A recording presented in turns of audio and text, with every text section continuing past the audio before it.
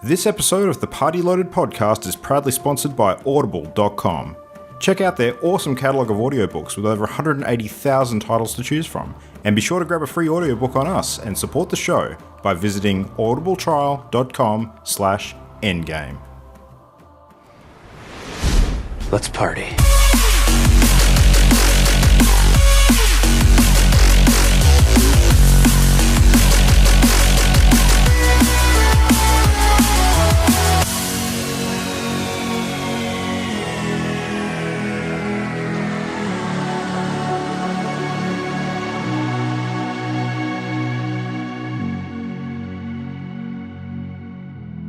Hello and welcome back to Party Loaded. It is Wednesday the 20th of July. We're sitting here ready to chat about video games, doing our thing as usual. We have joining me tonight the marvellous, magnificent Ollie. Welcome.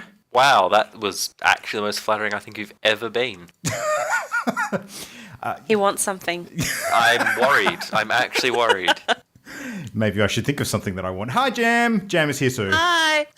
Me too. Excellent. No, I'm just really appreciative of you two turning up tonight. Where's the flowery language? Flowery language? Yeah, I want praise. You want praise? Keep it on me. Good on you for turning up. Great job. Ooh, do I get it? Do I get a ribbon? So warm and fuzzy feeling. No. So Imogen is not here tonight, unfortunately. Mimo decided that she was going to do the adult thing and study for a big exam that she has coming up. And because she's being so mature and responsible, she has absolutely no place on this cast tonight. So No. Instead, cut. she's going to kick its butt so that she can play with us on Friday. That's right. Getting all of her real life shindig stuff out of the way prior to No Man's Skying and Legioning and all that kind of crazy stuff that's going to eat up her life like a turkey sandwich in the next few weeks. Gobble, gobble. Should we move on? Eat up her life like a turkey sandwich. So Yes, my brain hence was the thinking gobble, gobble. gobble. What goes with gobble? Yeah, sure. Turkey sandwich. That's all I got. I got it. I got your back, Luke. I'll back that one up. All right, Okay. sweet. It worked in a roundabout, kind of messed up way. Sure. Anywho, I appreciate it. So we don't dominate the entire episode like last time with talk of the thing. Shall we get our Pokemon Global Offensive update out of the way early? The Sure. thing. Yep. We All right, adventured. The adventures? Well, when I say we, I do not include Ollie. No. Ollie is excluded. Ollie, So mine's easy. I go, well, how's your Pokemon Go going, Ollie? I go, it's not.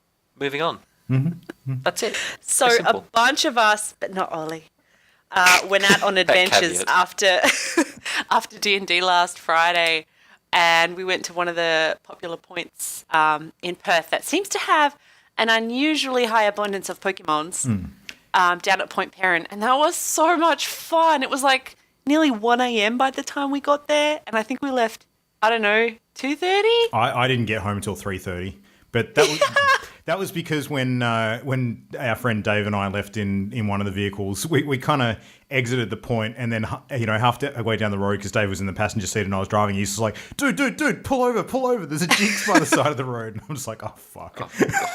Yeah, I got that one. I was lucky enough to get that one, but Sam missed it. He was Devo. Mimo kept offering to turn around, and he was like, no, and now he won't let her forget it. You didn't turn around for me. It was so good. I gotta say though, that was a solid night of nerding. Playing Oh my Dungeons and God. Dragons from the time that we finished work up until about midnight, and then kicking off for another 3 solid hours of Pokemon hunting. Especially the epic climactic battle we fought. Well done, Ollie. That was so much fun. Yay. I did a thing. Ollie DM's Yeah. good, absolutely. It was great. So good. Yeah. So yeah, that was kind of cool.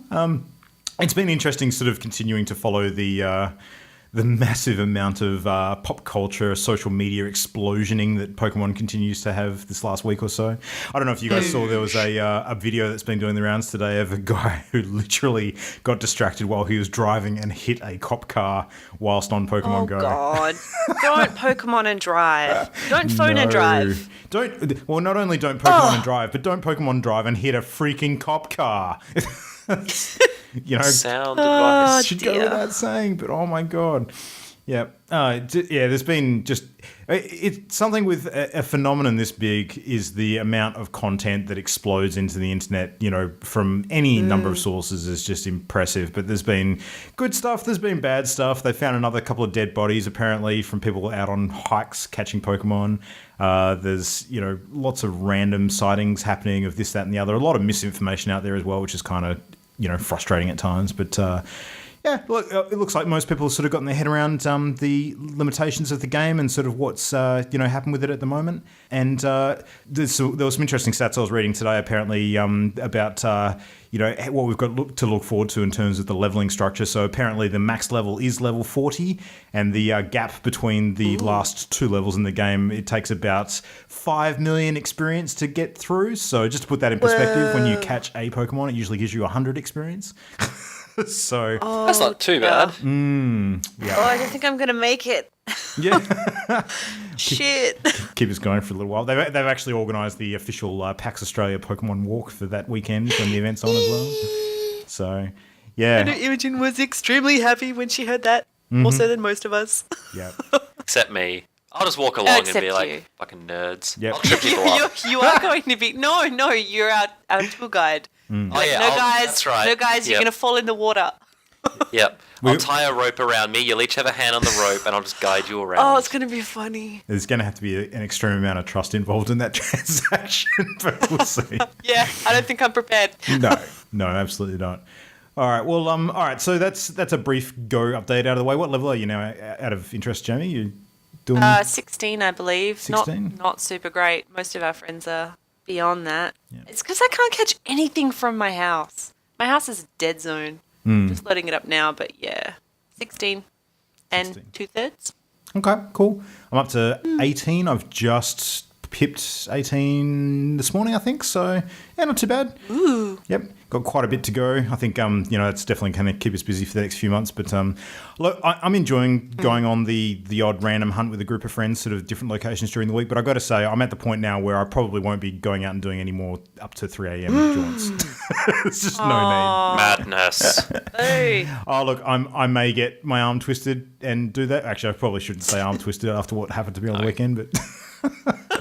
I had a bit of an accident on the weekend. You guys probably were. I know Jamie's aware because I mentioned it to you the other day. Yeah, you told me. I was, running out. Well, I wasn't running technically. I was moving quickly out in a car park during the rain to try and get to my vehicle, and tripped over and landed awkwardly and dislocated my shoulder. Contrary to the belief of just about everybody I work with, I was not distracted by Pokemon Go at the time. But were you sleep deprived from Pokemon? Was I what? Sorry. Sleep deprived because this was the day after our 3 a.m. I don't adventure. get sleep deprived. Are you kidding me? I was ready and ready to go. Yeah, that's true. You are a robot. That's it. You got to be the catch 'em all. That's the stick. You've got to have the juice to catch 'em all. You got to have the stuff. You got to have the right stuff. Anyway, enough of Pokemon Go. What's everyone else been playing? I finished a game called Darkest Dungeon. Well done. Woo! I defeated the Heart of Darkness. And how much of a challenge was that? It killed half my party. Okay. So half your party is still only 2, or did you actually... Yeah. Okay, cool. So there's nothing later in the game that allows you to take more party members in or anything like that? So I actually wiped the first time. I only got to... So there's essentially 3 tiers for the end boss. There's like an ancestor fight, then there's the heart fight, and then there's like the actual Heart of Darkness fight, and you're just like, its final form. And so the first time around, I only got to the first stage of the Heart of Darkness fight, and because I didn't really, my party wasn't super great at that point. So, and then on the second attempt, so it took me about just over an hour to get through, which wasn't too bad. I ended up taking the Vestal, an Arbalist, a Crusader, and a Highwayman. Holy fuck, the Crusader is so useful in that fight. Jesus Christ. What, just for the cancelling the debuffs and things like that? Yeah. Yeah. The amount of debuffs that thing was putting out was fucking horrific. I must admit, actually, the more I've been playing that game, the more I've realised that any party members that have abilities that reduce your stress are just totally invaluable. Ridiculously good. Yeah. Yeah, but this one, the end boss, had one attack. It wasn't Dissolution. I'm trying to remember what it was. But it literally just, like, one-shot my character. I was like, oh dear. Nice. They only had like 250 health, I want to say. What level were you guys? So it wasn't... Oh, that's a very good question. Yes, they were certainly levels. Okay. I genuinely cannot remember. I want to say 4 or 5. Okay, that sounds about reasonable. I don't think I anyone... want to say 4. Like, most of them, I think, were 5, and then I think only my Arbalist was 4. Which is an achievement unto itself, because keeping guys alive in Darkest Dungeon for any length of time is a feat, for sure. It's tricky. But I always took a healer on every single thing I could. Yeah. That's what I've done so far. And I mean, I haven't played heaps, but I haven't lost someone yet. I've been very, very I've lost people. cautious. I'm amazed I've lost by that. people. Yeah. No, it's funny. I've been doing a lot of missions where I've gone in, I've gotten real close to losing a couple of dudes, and I've been like, yeah, I'm happy to get out, go back in when I'm healed up.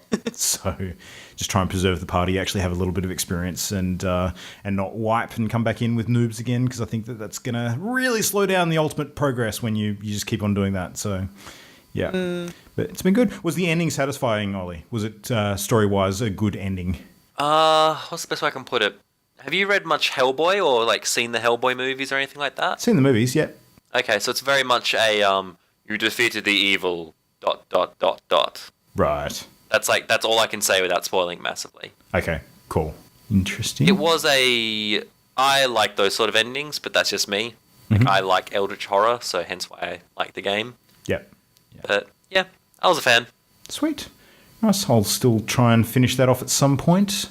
Would be good. Would recommend. I got a little distracted this week and started a new game. Even though I've been playing lots of other stuff. Well, I was playing through Doom the other night, and still really enjoying that. But Have you not finished that yet? No, I've not finished it yet. I've actually just been coming in and doing a level every now and then. Just jumping in, just gunning through, doing a level. There's not that many levels. Yeah, I know. I've just completed the level where you have to try and kill Olivia Pierce up on top of the big radar area where you get the double jump boots. So, yeah. And I'm assuming that would put me at maybe just over the halfway point of the game. Yes. Yep, that sounds about right. Cool. So, just enjoying it. I would like to come back and play it a whole bunch more when the big chunks of DLC drop as well. So I don't feel particularly rushed because I know that's coming soon. But no, it's been good. But anyway, I got off that and I just wanted a complete change of pace. I just wanted something that was, a bit more laid back, a bit more... I actually wanted to play a funny game. I haven't actually played anything that was, made me laugh in a while. And fortunately, on the recent Steam sale, I managed to pick up at a huge discount the South Park Stick of Truth game. So Such a good game. Yeah, I've had it highly recommended by a bunch of people. How much did you laugh? Oh, man. So my biggest concern going into this game was that, how many years ago has it been since the original South Park movie came out? It must be like over a decade by now. It's been a long time. I don't even know. Yeah. So I remember going to the cinema when that sort of came out, and that was probably the movie at that point of my life that made me laugh the hardest I'd ever laughed. It was just ridiculous. I was it was literally pants shittingly funny at that time. Did not shit my pants. But I hope not literally, because that's disgusting. No. Figuratively, please. No, it was good. It was really, really good. But, I was kind of questioning, because I haven't watched any South Park really since those days. It's not something I catch on TV that much at all anymore. You kind of have to go out of your way to find it on Australian network TV anyway. And I was just wondering, will the humour hold up? Will it be the sort of thing that I actually, am invested in these days? And expecting the answer was probably no. Hopped in, started playing the game, and all of the nostalgia came sweeping back, and I realised that I was still an immature little shit. Isn't it? I could have told you that. We all could have told you that. It was good, yeah. I haven't So gotten good. What super character fast. did you choose? I chose the warrior. I think that's what I did too. Yeah. So the character options Interesting are enough. warrior, mage, rogue, and Jew. Sam went Jew. Yep. Nice. Yep. What ability does the Jew so get? funny. I have no idea. I think he threw the Star of David at one point. I can't remember, but it was so goddamn funny. As you do. Yeah. And Yes, you do. irreverent. Oh, so good. So the warrior has an awesome ultimate ability in combat where you have a baseball bat and a baseball. You run up to the dude, you throw the baseball up in the air, and then you take a swing at it. And of course, you don't care about hitting the ball; you just hit the dude in the face. So yeah, it's pretty awesome. But yeah, the whole like D&D / fantasy roleplay theme that they've got running through the game is really cool. It's exactly like watching an episode of the show. Like in animation wise, there is no difference whatsoever. It's exactly the same, which I think makes it really, really hit the mark as far as what you expect from a South Park game goes.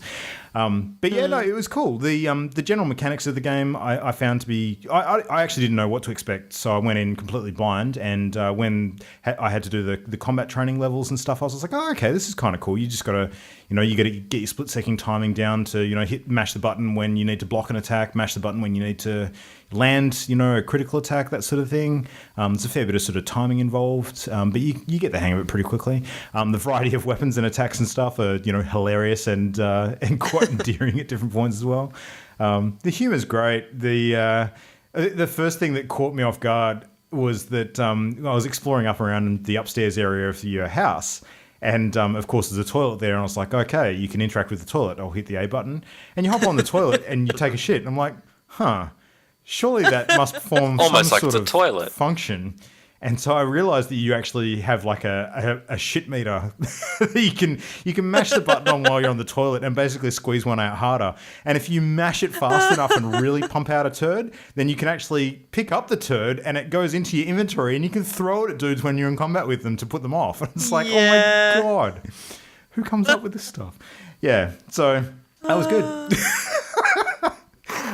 So good. Yeah. Luke recommends throwing poop at people. Throwing poop at people, solid entertainment, man. Don't knock it till you tried it. It's totally awesome. Yeah, no, that was cool. I've literally only just scratched the surface of that game. Got a lot more to go before I really get stuck in. But I really wanted to play through it before the cracked butthole came out. So. Still makes me laugh. Oh God. Yep. Nice. So Ollie, have you actually played it before, or you only sort of? No, I've played it. You have played it. Which character class did you go? I went the warrior as well. You went the warrior as well. Nice. I enjoy playing the sort of run-of-the-mill guy in games like that. Mm-hmm. So I never really picked mage or anything like that. Mm-hmm. But no, I genuinely do enjoy that game a lot. It is definitely like my style of just brain off humor. Yeah. I think it's sometimes good to have a game like that in the periphery when you're playing things like Doom or Witcher 3 and you want to just take a complete brain break. So... Oh, what are you saying? You have to think to play Gwent, Luke? Not that Doom is not a brain break, I guess. That one is pretty low-key when it comes to thinking, but yeah. That's just turn your reflexes on. Yeah, pretty much. The end. Run, shoot, blood, gore. Yep. Yeah. No, so that was good. The other thing I did this week is after our big discussion on last week's episode, I pulled out all of my old Pokemon cartridges for the DS and Game Boy Advanced and 3DS and started playing through those again and downloaded the 2016 standards for the Pokemon Video Game Championship format. So, yeah, I think this is going to be a thing this year, guys. I think I'm going to... So how high are those standards, out of curiosity? Okay, so what you actually require to take to one of those events is a team of 6 Pokemon that are at least level 50, and you want ones that are obviously higher than level 50 because that opens up quite a few of the options with regards to the move sets and things that they can get. And the way that the matches work is that even if you're over level 50, the game scales them back to level 50 when you play the battles. Mm-hmm. So I'm not exactly sure how that works in terms of their overall leveling potential, like whether once you get to 50, if that would be the same as if you level to 100 and then the game scaled you back for that match. It might actually end up being the same. I'm not 100% sure. But anyway, but I do know that the level of competition at these things is absolutely brutal. And it's the sorts of guys that go to a lot of effort selectively breeding their Pokemon and getting the right sort of crossbred move sets and, working on their, initial values and things to make sure that they're the highest potential they possibly can be in the stats that matter and all that sort of stuff. There's a massive metagame as far as the teams that are sort of, popular at the moment and what's a good counter for what and that sort of stuff. So I've been doing a little bit of reading up and, this is a pretty massive thing. So I'm expecting I'll do terribly, but I think it's going to be fun. So they usually have sort of seasonal finals in each of the different states. I think the Perth one's happened already. So the next opportunity will really be at PAX, I think. So I'll probably get a team together and take part in the tournament that they'll have going on that weekend. So, yeah, which hopefully isn't too time intensive. I'll probably get knocked out in the first couple of rounds and then spend the rest of the weekend playing other games. But what if that overlaps with our Overwatch tournament? I don't know. I'll have to check out what happens. Like, worst You're case off the scenario. Dun, dun. You're off the team. Worst case scenario, if the two clash, I'll play Overwatch and just get some casual games in instead. So it'll be fine. But yeah, no, playing the old games is pretty cool. Like the most recent released one, which I've got, which is Pokemon Omega Ruby. I did finish that game when it came out and beat the Elite Four and the League Champion. And at that point, that's when you actually open up your national Pokedex and you get options to sort of unlock all the entries for all of the other Pokemon from all the other games. So the full 721 that you can sort of then register. Ooh. So I'm going to actually try and capture every single one of them before Sun and Moon comes out. So that's going to involve going back to my other games. He has to literally catch them all. Yeah, Oh my literally God. have to catch them all. I've got most of the event legendaries, so I think I'm only missing one or two, which I can probably trade for online. And all of the other ones I should theoretically be able to get from my other game cartridges. I just need to catch them and migrate them across. So I'm pretty sure I've got everything I need to be able to do that. It's just going to take a little bit of effort to do it. But during the week, I actually opened up a Pokemon Bank account as well, which allows me to keep all of them stored sort of on the cloud there. So when the new game comes out, I can transfer them all across immediately and fill up my Pokedex from day dot, which will be cool. So, yeah.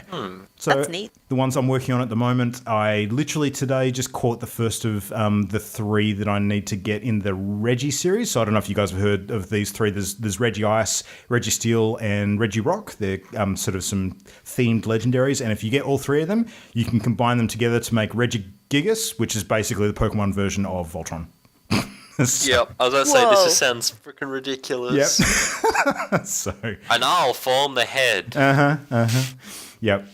So, Oh, God. good times. Oh, dear. What have you been playing, James? Speaking of, Me? Yeah. Anything else? A little bit of Overwatch. Haven't had a chance to jump on today. Really can't wait. I'm super excited because Diva buff. Oh, yeah. at long last. Yep. Other than that, oh my gosh, nothing. Ollie's I think. been racing, though, haven't you? I have. So Jamie last week tried out some cunning stunts, and this week I got to try out the cunning stunts. And So how good. were the stunts? Were they, in fact, cunning? They are a bit ridiculous, I must admit. Best kind I'd of heard ridiculous. about how silly and over the top it was. Yeah, I was not prepared. I was not prepared. It is a buttload of fun. I just went into public things, but I made sure that custom cars are off because otherwise, holy crap, I would get my ass handed to me. And so, yeah, we had some larger races where I think we had about 12 people in each. And oh my God, just pure chaos. Yeah. Just pure chaos. And because I hadn't played it before, I was not really sure of how they were different from all the wacky custom maps that people had done. Yeah, much better. I'm so enthused to see what the community will make with these tools now. Oh, of It's course. going How to be incredibly smooth proper is it? silly. I was gonna say, yeah, so that was the there's thing I a noticed. whole- There's no Just so glitches, no smooth. you actually hit a little ramp thing or something because your car's too low. Yeah. It is just, and not every map Gorgeous. has to be set at the windmills if you want turbines, which is nice. And then they set a map at the windmills anyway. I'm like, oh, for fuck's sake. There must be a stack of new assets available for them to build on as well. Oh, Yeah. tons. Absolutely ton. Yeah. Magic. So I'm really looking forward to seeing what the community... don't get me wrong, the Rockstar ones alone are pretty good. But if you compare what Rockstar have made compared to what the community has made with the previous set, I'm very much looking forward to seeing what the community makes with this one. We need to be jumping on regularly, just looking for popular maps. I can't wait. Can't wait till our whole group is playing together. It's going to be the best. I'm wondering if there's going to be any scope to create sort of maps using all those tools that aren't strictly just racing, like a little bit more combative style maps. If it's anything like the previous map one, yes. Yep. Yeah, but I don't know how much you've seen of it, Luke. The assets are very large Yeah. Yes. for this sort of racing. Big enough to wrap around skyscrapers and that sort of thing. Yeah, and mountains. So I think Yeah, maybe in smaller degrees. Like you've got the bowling balls and the pins that you could probably use as a Yeah. instruction-y type There's a lot of stuff you could use for challenge it. map. Yeah, but so good. Very cool. All right, well, there's been lots of cool news stuff this week, so let's tuck into some of that. Now, the first thing that sort of happened just after we finished recording last episode, which I think I know I got really excited about, and I know that most of the internet was alongside with me, that's for freaking sure. You guys see the news around the new mini NES that's coming out? So cute. Yes. Yeah. So I am intrigued. yeah, Classic Edition Nintendo Entertainment System, which is going to be launching this American fall. So it's going to sell for US $60, which is a really low price point for a full console with games, even, you know, an older one, a classic like this. I mean, certainly when you think about the second-hand market for some of the classic consoles, you'd be typically at the moment paying a lot more for something as old as that in a good amount of condition. But yeah, this is something that, you know, Nintendo's been having a big month. This just added absolute massive gallons of gasoline to the fire when it came to, you know, all the good stuff they've got going on. So the miniature version of the console, there's a lot of pictures of it doing the rounds. It literally fits in the palm of your hand. It's not massive at all. Follows the same build and shape of the original Nintendo Entertainment System, just a lot smaller, and doesn't have the functionality that the old system had in terms of the old system was cartridge-based. This one kind of physically looks the same as the old cartridge-based machine, but you can't flip the lid to put a cartridge in it because it's all sort of built in. So it has a couple of plugs for your controllers. They've redone the classic NES-style controllers as well, which are going to be able to fit in there. And the plugs they use are actually the same plugs as the wired connectors for the Wii as well. So means that the classic NES controllers that fit in this thing you'll actually be able to use on your Wii and Wii U, which I thought was a nice touch. So Yeah. I mean, the gamepads compared to the amount of functionality on the gamepad half of the nunchucks is about the same, if I remember correctly. There's an A and a B button, the regular sort of movement cursor, start and select. I think it's exactly the same, actually. There's no more buttons than that, is there? They've just moved the B round to a trigger position as opposed to being on the front of the controller, but otherwise it's the same number of buttons. So yeah, that's kind of interesting. The console itself will actually come with 30 games built in, and they've released a list of what's actually going to be on there, and this list was pretty awesome. So the things that I would have expected to be on the selection of sort of, you know, best of NES games would be things like obviously the original Mario Brothers, things like the original Metroid, Legend of Zelda, and all of that's there. So we got Balloon Fight, we got Bubble Bobble, awesome game. The original Castlevania and Castlevania 2, which, you know, Castlevania 2, interesting. Those are some of my favourites. Yeah, well, I mean, the original Castlevania, I love the shit out of that game. Simon's Quest, you could take or leave that one. I wasn't too big on it. Donkey Kong Jr., Double Dragon 2, Dr. Mario, really glad that one's on there. Excitebike, Final Fantasy, so that was the original Western Final Fantasy, which, if I am not mistaken, is the one that we know as Final Fantasy 3. I could be wrong about that. Sure. Galaga, Ghosts and Goblins. You ever play Ghosts and Goblins? That game is ridiculously hard. I'd love to go back and have a crack at that again. Never even heard of it. Oh man, it's one of the hardest games of all time. It's really, really tough. Gradius, Ice Climber, Kid Icarus. Now, Kid Icarus was actually the very first console game I ever purchased for myself when I was a kid. So Really? yeah, very, very first one. And it's a cool game. Oh, I love it. Yeah, it was awesome. Kirby's Adventure, which is the first Kirby game. Mario Brothers, Mega Man 2, which as far as the Mega Mans go, really good choice. That game kicks ass. Metroid, always a classic. Ninja Gaiden, Pac-Man. There's probably better versions of Pac-Man now, but it's a classic. Punch-Out. So you remember the old Mike Tyson Punch-Out? Awesome. Star Tropics, Super C. Mario Brothers 1, 2, and 3, Tecmo Bowl, Legend of Zelda, and Zelda 2, The Adventure of Link. So there is a solid list there. But unfortunately, apparently they're not actually going to be releasing additional games for it, and there's no way to put extra games on it without maybe sort of modding the console yourself. It's just going to be a single release with that set, just designed as a standalone sort of nostalgia piece. So, yeah. Bravo, Nintendo. Holy crap. It's awesome. You guys going to get it, do you think? I think I will. I know my missus is definitely getting it. Yeah. For me, it's not even a question. That's a snap purchase on day one. I'm going to pre-order the shit out of that. And the price makes it a very much like it's not a massive investment, and it's not like you have to buy peripherals or anything like that. So, yeah, I think that's going to be one of the main selling points for that game. Yeah. That console, sorry. That game. There is one title that's not on the list that we've seen, which kind of surprised me though, and I wonder if it was omitted by mistake because I don't know if this is a full list of 30, but Tetris was not on there. Now I know they've got Dr. Mario, which is kind of similar, but even so, the original NES Tetris was a classic, so I'm kind of surprised it's not on the list. Yeah, I don't know. Don't know. It is a list of 30. Okay, well there you go. Counted. There you go. Although I must admit, Tetris I remember playing on the original Game Boy, so maybe it was released on that instead of the NES. I can't actually recall. No, I'm sure it was on the NES. I'm positive it was on the NES. Yeah, it must have been. Anyway, yeah, super cool. So related to that, our next bit of news as well is that Nintendo, in that week that was announced, became the most traded Japanese stock in any one day this entire century. So freaking massive. I think That is insane. I was chatting to Ollie last week about this, sort of lamenting the fact that we didn't have the foresight to buy shares, because holy shit. Yep. Oh my God. Well, do you remember a few months ago we were like, oh, they haven't announced many games this year. Quite quiet. Yeah, that's Yep. not a problem. Yeah. Well, it's amazing. They haven't even broken the real news on the NX yet. Like, that's still hovering in the periphery.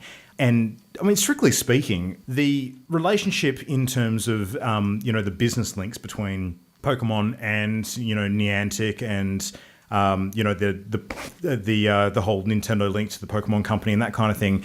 Nintendo aren't the direct creators of Pokemon Go. I mean, they're a couple of steps removed from that. Yet, because Niantic is not a publicly traded company, everyone who has gone, this is a big thing, I want to buy shares and make some money off this, have gone to the next logical step, which is investing in Nintendo stock. So it's kind of weird. Like, they're separated from what's going on by a couple of degrees, yet they're massively reaping the windfall of it. They've added, about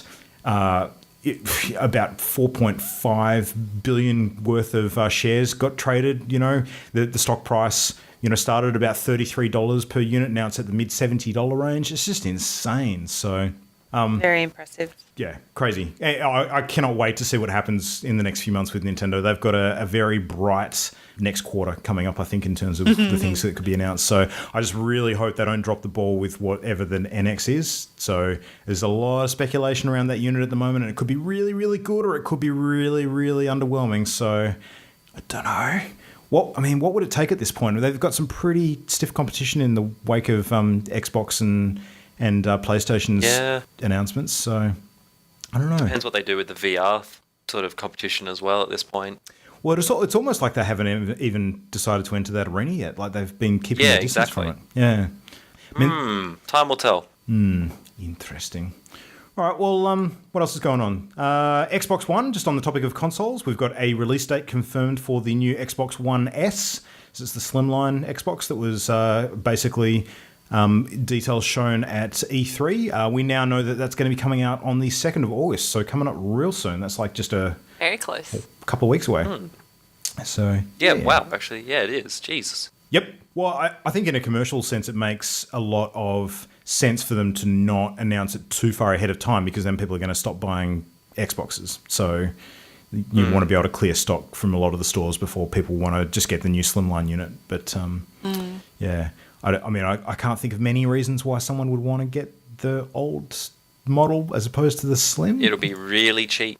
Well, that's true, actually. Yeah, as an entry point.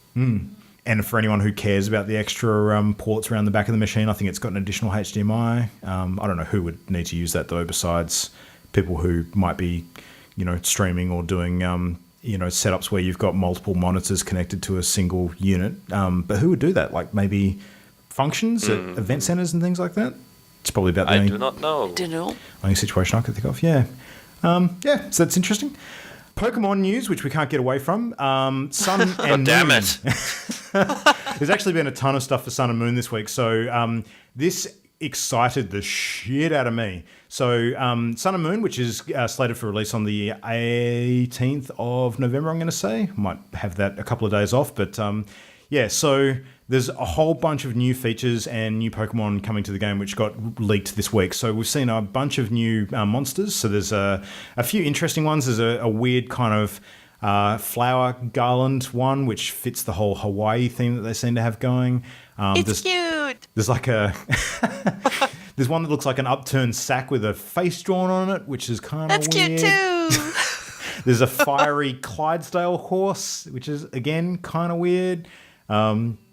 Anyway, there's a whole bunch of weird-looking Pokemon. I don't think we're surprised by that. But the cool stuff that was released news-wise was that there is going to be some new competitive online features, and this was awesome. So there's actually going to be a way to run competitions using the Global Link system. So you're actually going to have an option to be able to host your own matches with set rules. So you can set up like a structure. And you can actually open it up to different groups of people or leave it open to the general public to actually host your own online competition. So it's like a tournament mode for Pokemon, which is seriously awesome. That's something that the game has never had. But if you want to run your own sort of competitive event, now you can basically do it, supported by the game software itself, which is awesome. So the other cool thing is that they are adding something to the game called hyper training, which is basically a way to train your level 100 Pokemon and actually power up their stats for the first time, which I'm assuming, and a lot of people are assuming, must relate to manipulating their initial values. So if you remember what we talked about last week, Yes. that was one of the things that you basically have to selectively breed. It can be a real time-consuming grind to try and breed the right Pokemon with the right IVs for training. Now, if you can actually train them to level 100 and then mess with that, that's going to cut so much crap grinding out of the game. It's going to be awesome. I can see them doing that because that's just a good idea, no matter which way you cut it. It will annoy some people that have put that time in, but everyone else that wants to put it in now... much easier and better to do. I think it makes that high level competitive play a lot more accessible, which is a really good thing for the game as a hobby. Because the barrier to entry, and I know this full well, sort of going through exploring it again this week for me, the barrier to entry for competitive play of Pokemon is high, really high. It's up there. Yeah, massively. And that's just getting a team together. That's not even actually coming up against the standard of play that's going around the world at the moment. So, anything they can do to lower that bar, I think, is going to mean that the game as a hobby, moving on to the future, is in a much healthier place, which is really good. So, November 18. That's the right date. I am super stoked for that. So, Really? yeah, I couldn't tell. Just a little bit. You guys see the trailer for the new Telltale Batman game? I did. So what were your thoughts? I can't like wait the to art play style. Bruce Wayne. Excited. All right. Yep, art style looks good for me. The tone feels right. If that makes any sort of sense. Like, it feels like a Batman game should. So suitably dark, but not like super dark. So I'm intrigued. I'll wait for you guys to play it, and then if you guys rave about it, then I'll pick it up. Yeah. Well, the thing that they were talking about when they announced the title initially was that there'd be a lot of sections in the game where you can make the choice to approach a problem as Batman or as Bruce Wayne. So I'm wondering how linear the storytelling is in that, where it is obvious that you have to kind of go one way or the other, or whether certain parts of the game play out completely differently depending on whether you take the brute force approach or the slight more diplomatic option. So. But yeah, the time period was interesting too. Like, as far as the Rogues Gallery go, they've shown that the game includes Catwoman, of course, so Selena Kyle's in there. She'll no doubt play a role that sort of straddles both sides of the fence as far as the good side or the villains go. Carmine Falcone seems to be one of the main villains in the game. So the time period seems to be set before a lot of the super villains that are sort of well known in Gotham, especially because they've also shown a lot of images of Harvey Dent playing a significant role. So this is the pre-Two-Face Harvey Dent as well. Yeah. So I'm actually wondering whether that's the storyline they're going to explore, sort of, when he gets his face scarred and becomes Two-Face and that kind of thing. It could be a very logical one for them to do. So yeah, but I hope it takes them a little while to get there. I hope they don't rush into it. Absolutely. It sounds like there's a lot of scheming and whatnot to get him elected, or I can't even remember. And I just watched it. It looks good. I think I'm going to try and approach everything from a Bruce Wayne angle to see how throwing wits and connections and money at it can solve the problems. Well, yeah, I rather wonder than whether fisticuffs. you'll get any resources as far as money goes or anything like that in the game. Because, resources aren't a massive part of a lot of the Telltale games. It featured a little bit in Tales from the Borderlands and to a smaller extent in Minecraft story mode, because you have different items you can pick up and craft into things that allow you to sort of overcome certain problems. But yeah, I mean, I don't know whether it would actually fit with Batman either, because his resources are supposed to be semi-unlimited, so... Yeah, but I'm guessing if there's Only a semi. choice for campaign contributions or, this and that, just decisions involving money that can influence the narrative. Yeah. I'm Will intrigued. essentially be overt influences if they focus on Harvey Dent's campaign. It'll be the public influence that Bruce Wayne can have versus the undercover or covert influence that Batman could have, is the way I could see that playing out. Yeah. Yeah, it's interesting. It's going to be cool. On a slightly related note, I saw a news post today which looks like the upcoming solo Ben Affleck Batman film is actually going to be heavily focused on the Arkham Asylum storyline. So, Oh, really? yeah. If that actually goes ahead and is true, that makes me really excited, because that is a super cool story. So, I would not have picked that for a movie. No, I wouldn't have either. As in, like, me personally, as in I don't think they'd pick that. Well, I think it's a good one, sort of similar to Hush, like the other really well-known Batman comic story, in that it actually utilizes a lot of the Rogues Gallery.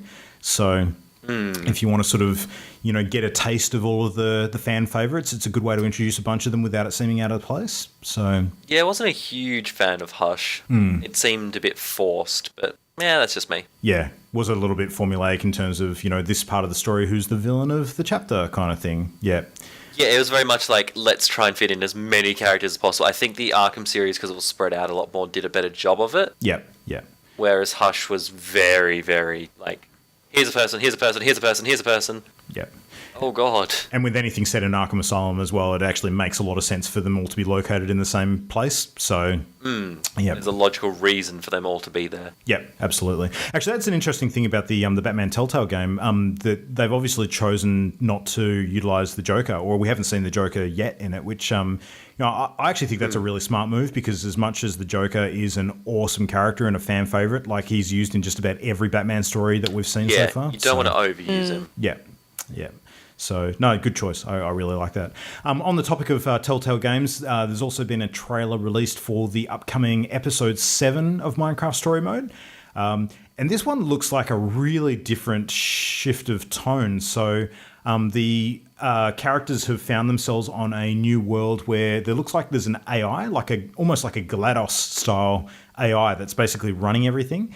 And you have to sort of overcome this AI and actually, sort of fight your way out of this robotic-style production facility that they're in, which looks very, very techy. There's a lot of running around, and looks like there's some automated things that they need to sort of overcome, and it almost looks very puzzly. Like there's some machinery sort of related stuff that looks like you're going to have to puzzle through and work out how to use a bit of redstone to sort of solve some problems and stuff like that. Which it's very cool, very different to the last episode, which was the murder mystery style one.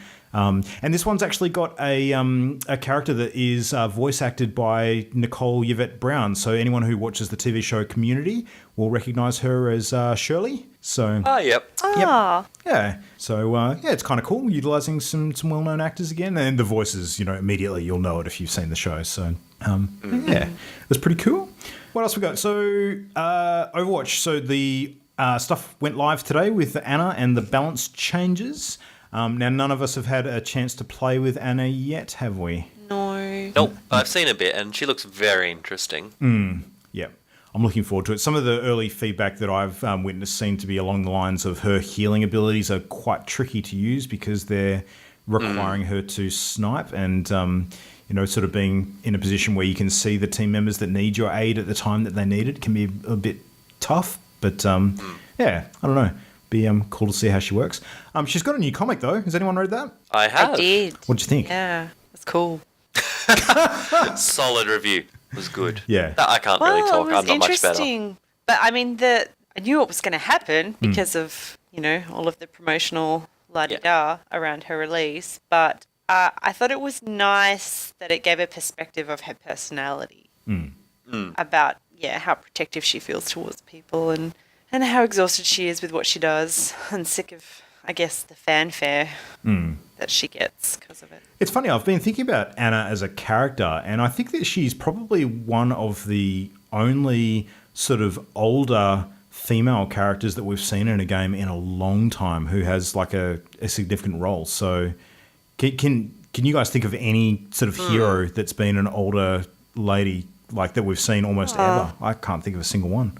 Apart from the odd like witch here and there, not really. No, but that's a pretty standard stereotype, though. I mean, they're usually supporting cast more than like a main character. So, yeah, right. It's just really unique. Yeah, like I'm actually genuinely struggling. I think I want to say there's like an older like army officer or something like that. Deus Ex, maybe.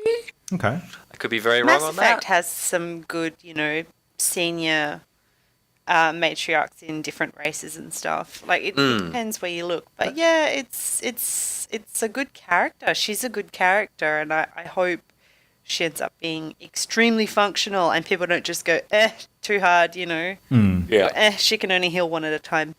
Not good enough. yeah, Yeah, she's cool. yeah.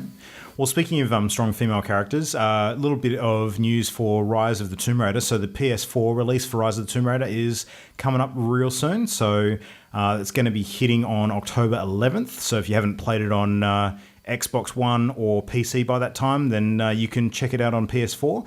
It was originally sort of meant to be a timed exclusive, so it looks like the time period now is going to end up being about a year, just over a year. But the cool thing is that they've actually added a whole bunch of new modes for the PS4 release. Now, it's going to include all the previously released DLC as well, but the brand new modes that look really awesome, there's a co-op endurance mode. So basically 2 players try to survive for as long as they can out in the wild. So they have to raid tombs, deal with the elements, forage for materials, fight animals and that kind of thing. And at any point, apparently players can actually end the mode and extract themselves from the wilderness, and it gives them all of the rewards that they stumbled upon during the session. But if both players die before they can actually extract, they lose everything. So it's a bit kind of... It reminds me a little bit of the Dark Zone in The Division. A little bit. Yes. So yeah, that's kind of cool. They've also got a mode called Blood Ties. So basically it's a story that's combat free, which is about Lara sort of exploring Croft Manor to find her father's will and basically prove that she's got the inheritance right to the mansion. So a little bit of puzzly stuff, but mostly kind of like a light narrative mode where you learn about the story of her parents, and you're still finding relics and things around the place, but they're more there about the story. So they're designed to sort of push the narrative further and help you open up clues that could help you find the documents that you need and that kind of thing, which is kind of cool. So a bit more of a DLC style adventure, kind of similar to Gone Home in The Last of Us, if you guys have played that. So just kind of cool. The third mode is called Lara's Nightmare, and basically it is like a situation where you're in an area of the mansion that is crawling with zombies and skulls that are flying around. Of course. So, yeah. Of course it's zombies. It's basically like Tomb Raider meets Resident Evil. So your ammo and resources are really limited, and there's a whole bunch of monsters everywhere, like really, really sort of dark, spooky atmosphere. It looks a bit goofy, but it looks kind of cool using the Tomb Raider mechanics and elements. So yeah, but yeah, 3 really cool game modes being added for people who pick it up on PS4. No word yet that I'm aware of as to whether that's going to come to PC or not. But I would assume that content would be available on other platforms after the release. Probably just be bundled with the PS4 version of the game, so that makes it nice and convenient for anyone who wants to pick it up. I won't purchase it on PS4 because I already have it on PC, so hope that content comes to PC. That would be kind of cool. Other news, we've got Legion news for WoW. So now, Jamie, you've been looking at sticking the WoW needle in your arm again this week, haven't you? Well, I merely observed that if you all pick it up, I'm going to pick it up. I mean, I won't be able to not play with our extended group. If that's what everyone's playing, that'll be where the fun is. And yeah, I haven't played since, Burning Crusade. Mm-hmm. Wow, that's a while ago. So that could be fun. Yeah, quite a while. Yeah. But yeah, I see myself getting it if everyone else does. Mm-hmm. Peer pressure. a big patch for getting the game ready for Legion is dropping pretty much right now, I think, actually. It's probably, wouldn't be surprised if maintenance is happening while we're recording, actually. Basically, anyone who has pre-ordered Legion is going to get access to play the new Demon Hunter class early. So around the second or the third week of August, so sometime before the 17th is what Blizzard said. So you'll be able to play the Demon Hunter prior to all of the new Legion content dropping, which is kind of cool. The Demon Hunter is the 12th character class being added to the game, and it's the second ever what they call hero class. So the first hero class was the Death Knight, which was released in the Wrath of the Lich King expansion, which is one just after Burning Crusade. And a hero class is kind of a class that you can't start at level 1. It's one that you actually had to reach a particular level in the game with another character to be able to unlock. And when you unlock it, you basically start that character at like level 60 sort of thing. So I'm not sure what level you'll have to start the Demon Hunter at. I'm going to assume probably level 80 or 90 to sort of sit in line with the new content that's going to be launching, because the game is, what are we up to now? Level 90 or 100? I think it's 100 actually.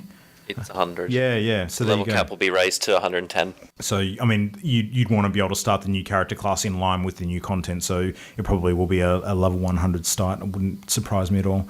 But yeah, I mean, Legion launches worldwide on the 30th of August. So getting in a couple of weeks early to play the new class seems pretty fun.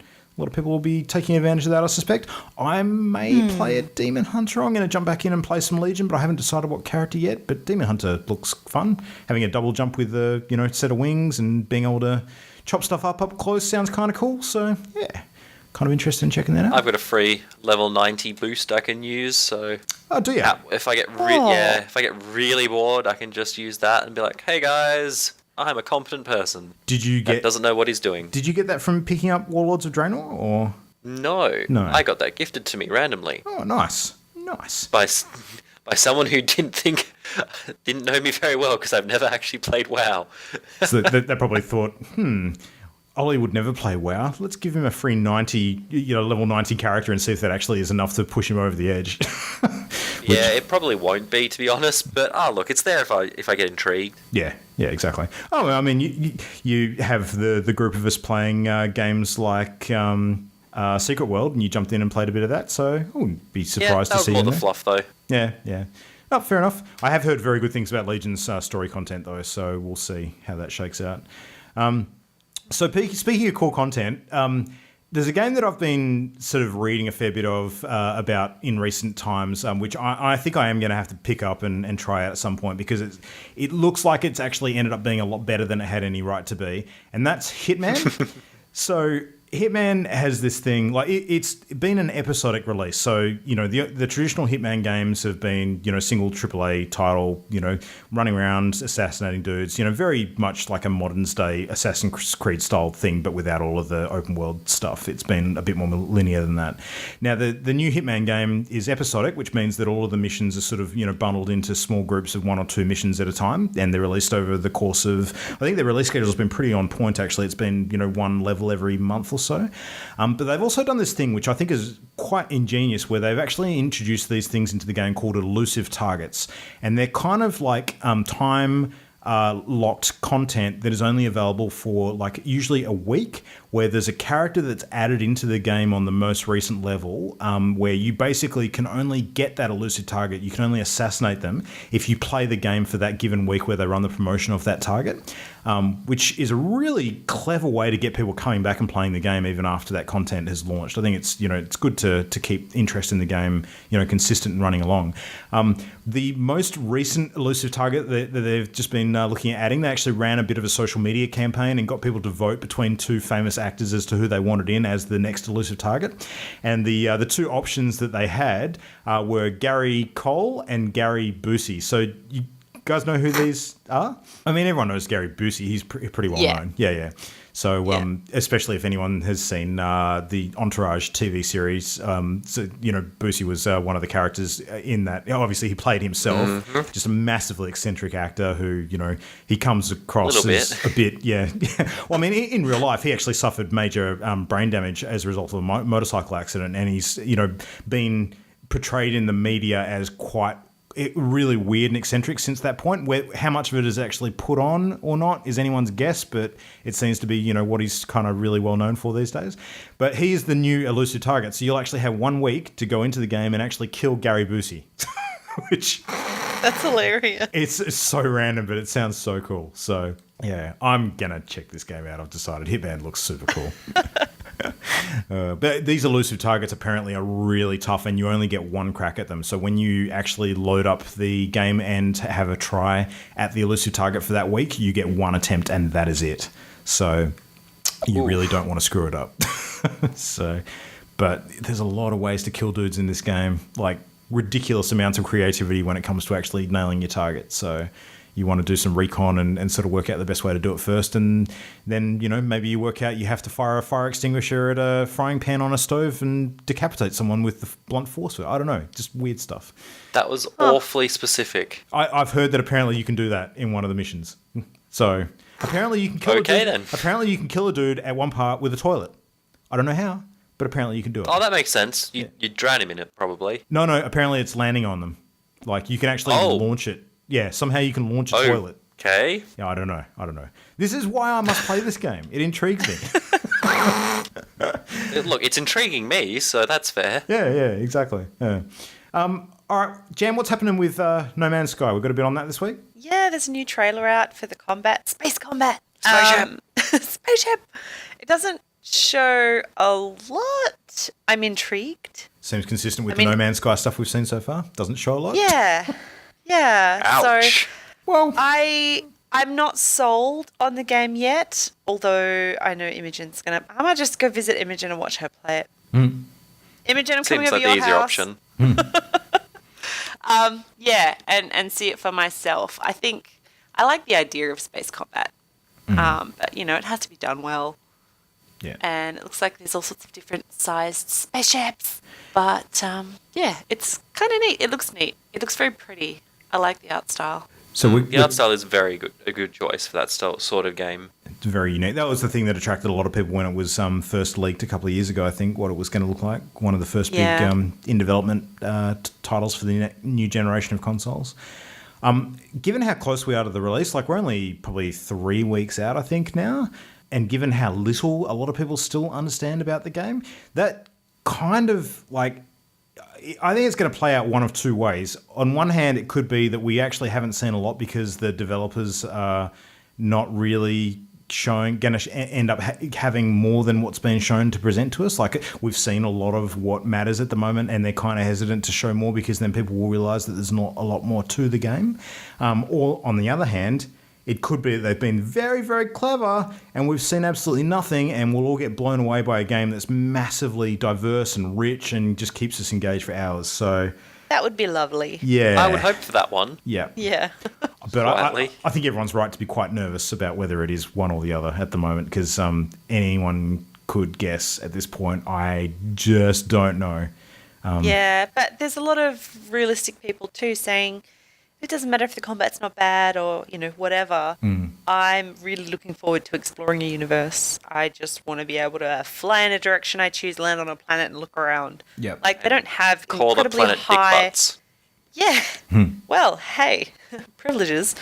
They don't have any, you know, huge desire for anything beyond that. So they'll break the trail and let us know how it goes, basically. I think that this Fingers game crossed. is going to be very, very popular for YouTube viewing in the next month or 2. Yeah, Yep. that's true. There'll be a lot of people who are hesitant to go and pick up a copy that just want to hop on and see what people are doing in it. And, you know, sharing people's progress in the game seems like something that could be very, very popular. It's one of the things that, personally, for me, I'm concerned might be lacking, because I don't have to have multiplayer in a game like this to enjoy it, but I think multiplayer does add a lot of enjoyment to something which involves sort of exploring and creativity, because it makes it easier to share what you're doing with people. So... Yeah. Yeah, you know, people will probably find other ways to scratch that itch, and I know I'll check out a bunch of YouTube content to see what people are doing and finding in there, and what kind of diverse worlds that people are seeing that I haven't seen myself, and that kind of thing. I probably will end up buying it more for curiosity than anything else, and because I'm an addict. But yeah, still super nervous about it. I don't know. Yeah, massive, massive open game could be open to anything. So, anyway, that brings us on a really clumsy segue to tonight's major topic. You brought us on a clumsy segue. It could have been absolutely schmick. Could have been awesome. Ollie, rescue this sinking turd. What are we talking about tonight? I'm tempted just to let you flounder more, to be honest. But no. We're going to be talking about game narratives this evening. In particular, we're going to be looking at the differences between linear game narratives versus open world narratives or open narratives in general. Mm-hmm. So that's going to be our topic of the week. We need a soundbite for that. Topic of the week. Yeah. Yep. Yes. Topic of the week. All right. Yeah, done. Cool, done. Can freeform this shit. Vote? Jamie is unconvinced. Where's Imogen? Imogen, I need your vote. I have Imogen's vote. You have what? Imogen's vote. Vote? I had vote Imogen's nay. phone Yeah, for a so did second. I. I'm like, why do you have her phone? So that I can vote on her behalf. And we vote nay. Okay, there's no vote. And it was a terrible soundbite. It's fair. It's fair. All right, well, anyway, I think a lot of this has sort of come about from us talking about some of the stuff we've been playing recently. Like, Witcher is a really good example. So, you know, all three of us have kind of been diving into Witcher 3 recently, and it's a really good example of one of the options when it comes to open world gaming and some of the really awesome parts about those games that fit into some of the stuff we're going to talk about tonight. So, and compared to things that, you know, like No Man's Sky, where we're really not sure what kind of narrative that's going to have. So is that a case where it being so open kind of doesn't benefit having a decent story? It will not have a narrative. Yeah, exactly. Beyond what you create for yourself. So, yeah. All right, so what do we mean by narrative styles? Ollie? So a narrative style is essentially how the story of the game is told. And if the game itself doesn't have a story, how the universe of the game or the world of the game is presented to the player as you go through. So, as we've mentioned, the main two types, and there are hybrids that sort of borderline each thing. You have a linear narrative, which is more similar to your movies and your books, and versus an open world one, which is a bit more like real life. You have choices. And then there's the ones that sort of skirt the boundaries where they might have a actual set plot, but they have options to go around and explore the world anyway. Yeah. So those are sort of main two and a bit. So which one do we want to tackle first? Because we can probably break them down individually and sort of chat about them. Break it down now. Let's go open world. Okay. Because that's the one that has the least detail. All right. But somehow the most. So Jam, let's put Jam on the spot. How would you define an open world setting, Jam? What does it have? I can decide to go left, or I can decide to go right, or maybe up. Or roll a cheese field down a mountain. Yes. Basically, if I look to the horizon in one direction and go, oh, what's over there? I can travel yonder and discover. Mm-hmm. Is that good? Sure. Does that work? So you can explore a lot more, so you don't have to follow a set path. Yeah. I love it. Yeah. You can be wandering from point A to point B, and point B will be your quest. And you will say, oh, that's a cool looking tree. I wonder if there's treasure. And then you go, oh, that's a cool looking little river. I wonder where it leads. Oh, look at that cave. Oh, I'm on a mountain. Suddenly you're on the other side of the map, and your tiny little 30-meter quest is somewhere else. Yeah. There's like many possibilities, infinite things to do, little side quests or challenges. I love open world stuff. Yeah. One thing I really like about playing. open world games with regards to all of that stuff that you can do and visit and that kind of thing is usually you can do it at any time that you choose. So you don't have to do it at a set point in the game. I mean, there are some things that are unlocked at different times, but usually you can kind of like take a break from the main quest and go explore and do your own thing if you don't want to pursue the sort of core story at any particular moment. And some games do artificially hamper you from going certain ways by increasing the monster levels in particular areas. So if you're not there yet, you're just going to get smashed. And it can be done really poorly. It can be done really well in a way that feels really organic to the geography of the map and the narrative that's wrapped around the game. But better things like that than a stupid chain link fence that your character, who can parkour, can't climb over or something like that. Yeah. That was an awfully specific and bitter example. Yes. Well, I mean, chain link fence. Come on. I Yep. want to go explore that way. Nice. So yeah, so things that these sort of games tend to do really well is you can choose your own adventure. Like everyone remembers those old choose your own adventure books. So you can choose to, as Jamie said, what's in that cave? Oh, it's a lich that ate my face off. That's unfortunate. What's over that horizon? Oh, it's a giant. That's cool. He punches me into space. So you can choose your method of suicide if you like. They generally lack stuff like invisible walls and loading screens, so a lot of the time it's just, here is the world, off you go. Maybe when you enter a building or like a closed off environment, it'll load up, but for the main overworld itself, there tends to not be notable loading screens, but there will be like that buffering and procedural loading of the environment. Yeah. I think definitely gives it. a lot. I was just going to say a lot of the open worlds that do have any sort of loading screen areas are usually very cleverly positioned in a way that you sort of like entering a structure within the world, so it does separate you from the scenery. Like a city or a building or a base or whatever, or a cave system, that sort of thing. Yeah. Exactly. Yeah. Like it feels natural. Like I'm opening the doors to the dungeon. Loads dungeon. Like that's completely fine, and it saves your computer melting. The other thing they do really well is they make you feel like you own the game a lot more. Like it's not you are along for the ride. It is you are the one in control and you're making the choices, and it's your decision to do this and talk to this person or save this character or kill that character or that sort of thing or get that treasure. You're choosing to do that rather than you're just going along because that's the story that you need to follow. So they give you a bit more ownership, I find, of the game itself, of the story. It's funny too, because that feeling of control that it gives you, or that, you know, that player agency, sometimes it's actually a lot less real control than you think, but it makes you feel like you're in control, which is kind of the important part. Yeah. The term I like to use for that one is invisible train tracks. So even though you're like, haha, I can go wherever I want, the game is actually going, yeah, you're going to this specific spot though. Sorry about that, buddy. And that's fine. Like, I have zero issue with that. So that's probably my preferred method of storytelling even. Yeah, it's about the journey, not the destination. Exactly. So the other thing that I quite like is that even though there is more interactivity, it can pull you into the story in certain ways, because then it gives you all these little bits and pieces around the world that then link back to your actual story itself. So if you hadn't explored all these various bits and pieces, and I know Jamie loves this, like all the little tiny bits of lore and stuff that can be hidden around the place that you might not otherwise. Every nook. And essentially it becomes like a lore treasure hunt or scavenger hunt, and that's great. Like, that's absolutely fantastic. And it becomes part of my character's story. They're curious, inquisitive.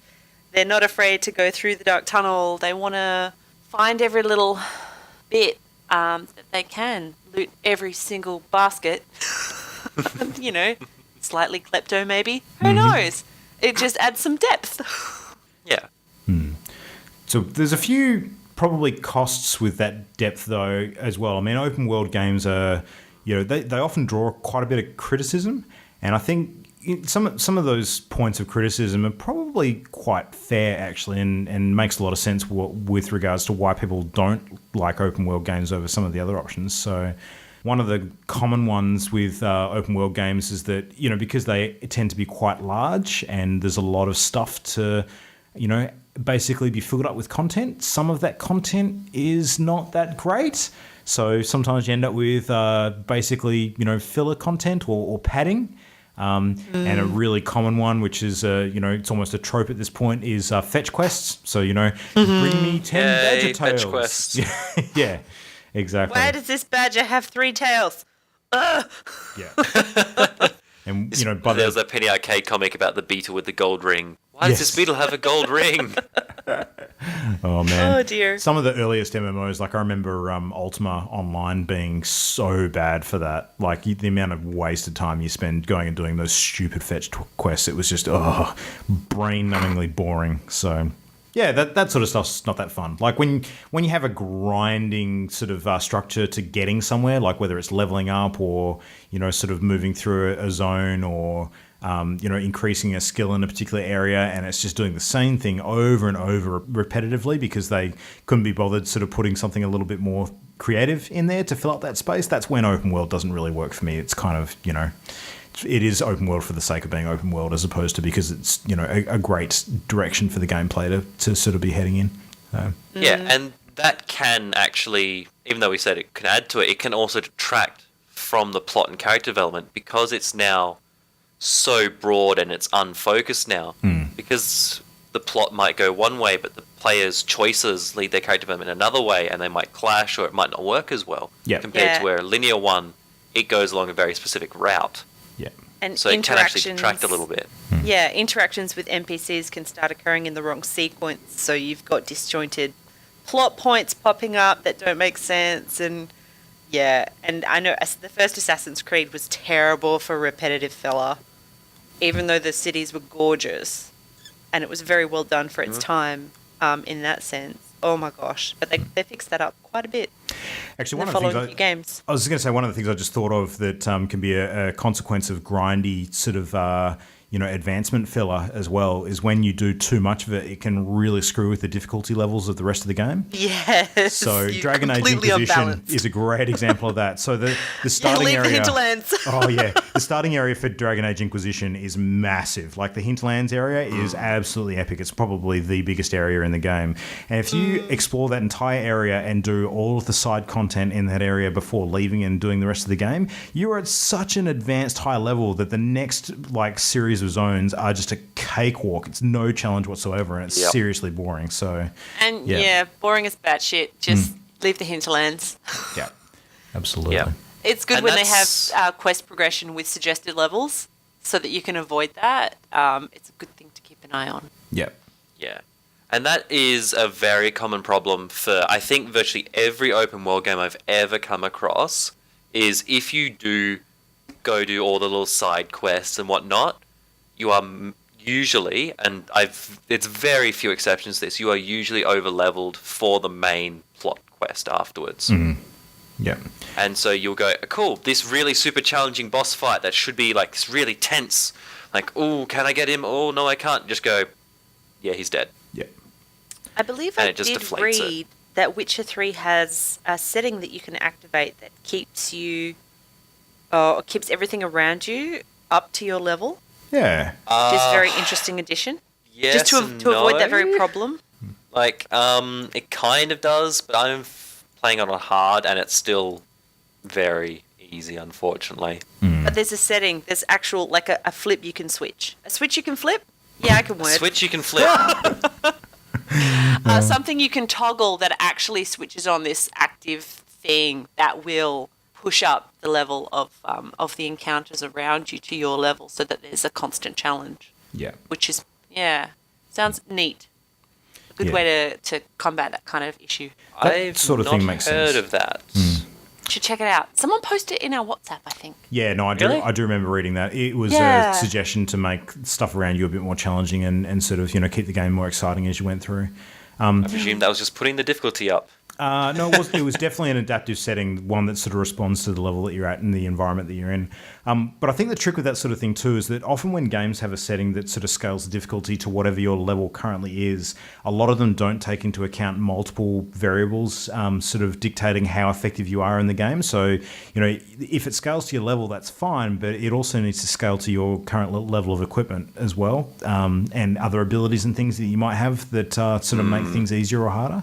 So if you are a ridiculously high level but you're running mid-range equipment, then that's one thing. But if you're a ridiculously high level and you've got some of the best gear in the game, then it's still going to be way too easy for you.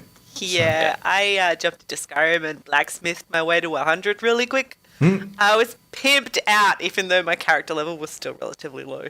Yeah. Yeah. That was good times. Can be a problem.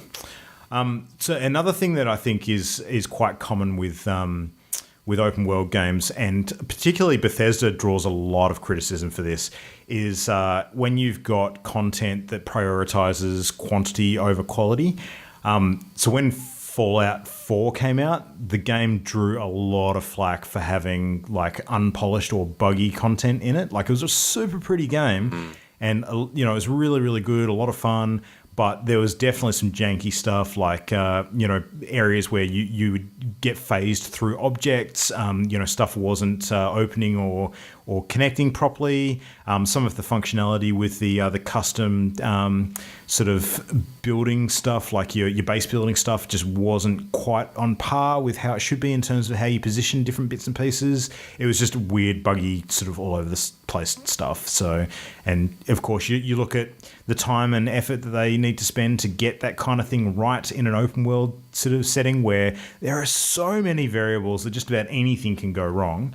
It's understandably tough. And do they sacrifice that sort of smoothness for just making the game bigger? I think, sometimes that's a definite trade-off. They tend to. Yeah. Bethesda tend to. It's a known thing. Most people are like, I'm going to give it 3 months until the game's actually, intact and working. Yeah.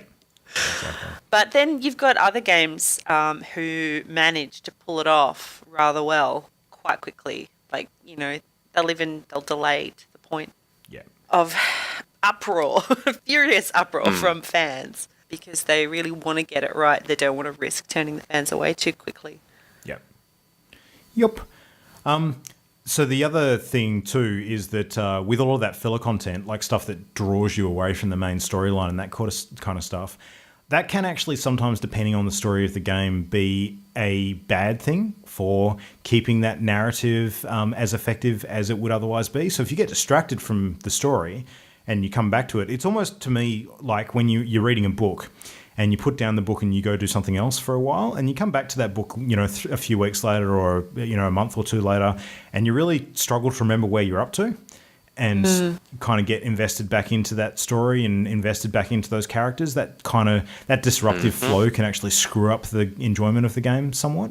So I'd agree with that. Yeah. I like how Witcher 3 combats that with the little tiny synopsis of your latest movements as you load back into the game, because I hadn't played it for about 6 months, I think, or more. Yeah. When I got back into it, I'd forgotten most of the story. I'd completely forgotten the buttons. But that helped me go, oh, yeah, that's right. Always the way. That character's important, and this is who I'm after. Yeah. Just a quick refresh to get you settled back in. Plus that enormous journal, glossary, lore that you can look up in the menu if you want to spend a couple of hours reading. It's good. It's not a terrible source of content. That's some fun reading, actually. I often just sort of sit down and leaf through a few of those pages just to, absorb some of the content. It's really good. So. And they sneak some It's jokes actually in. quite vital at some points as well. Yeah. Because it has some actual useful stuff in there. Bestiary. On how to the bestiary especially. I genuinely recommend actually reading that. Yeah. So, because Very handy. I know you're not familiar with the Witcher games, Luke. Literally knowing your foe is 9/10 of that game. Yeah. Actually, one of the things that I thought was really good in the way that they crafted the opening act of Witcher 3 was when you fight the Griffin. And it really sort of demonstrates to you how important it is to know your enemy and sort of lay a trap for it using different sort of ingredients that, are customized for that particular beast. In that and its really weaknesses. Yeah, exactly. And establishing its weaknesses and making sure you're prepared for the fight before you even sort of run in and try and take it on. Like, it literally doesn't let you just run in and try and take it out. It makes you do all this preparation and find out about, where to get this stuff that will lure it out of hiding and set this trap for it. And it really does make it clear to you that witches are not just brutes that run in and just, murder stuff wholesale. They are quite cunning and, proficient hunters that really do think about these things strategically. So I think that was a really good introduction to that that sort of method of monster hunting. I like that a lot. That was good. Agreed. One of the things that really sort of links to my thoughts on open world games and why I don't play as many of them as I otherwise would, and I'd consider this more of a con than a pro in a lot of cases, and it is why I didn't actually start The Witcher 3 for so long, is because open world games are usually a massive time investment. And, for someone like me and for someone like us who generally we want to try and play a lot of different games so we can enjoy them and talk about them and have, diverse content that we can be experiencing, locking yourself down to play 90 plus hours of a single game is a big ask. It's got to be something really good to want to commit to that.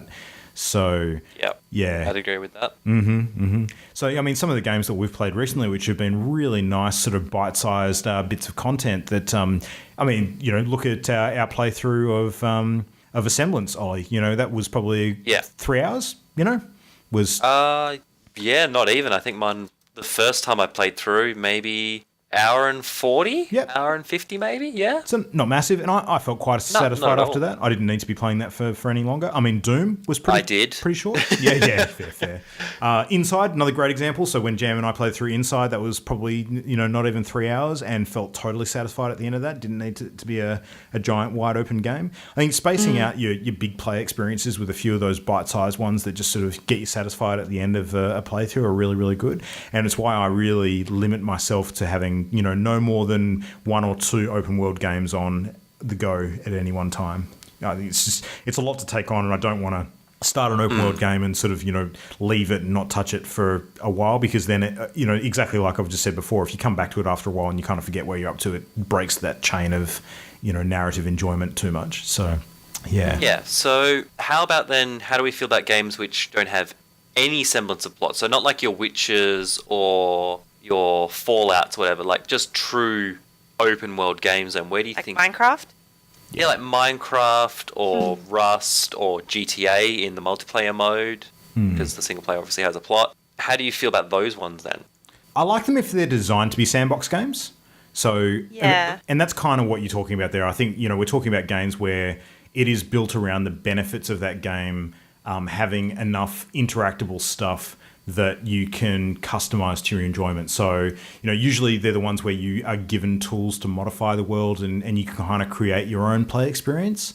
And a lot of them are really good with user-generated content as well. So that, Minecraft's a great example, because with Minecraft, there's no real right way to play. Like, there's a whole bunch of different options. It's, the game's usually pretty open-ended. You can choose to play Minecraft and work towards, going to the Nether and then going to the end and then fighting the Ender Dragon, and kind of, that's almost finishing the game in one way. But then another way to play that game could be set yourself a big building project and then just try and work towards completing that, and that can be your play experience. So, heaps of different ways. I have a couple of elements. If they're in a game like that, I still thoroughly enjoy it. If it is like a puzzle game.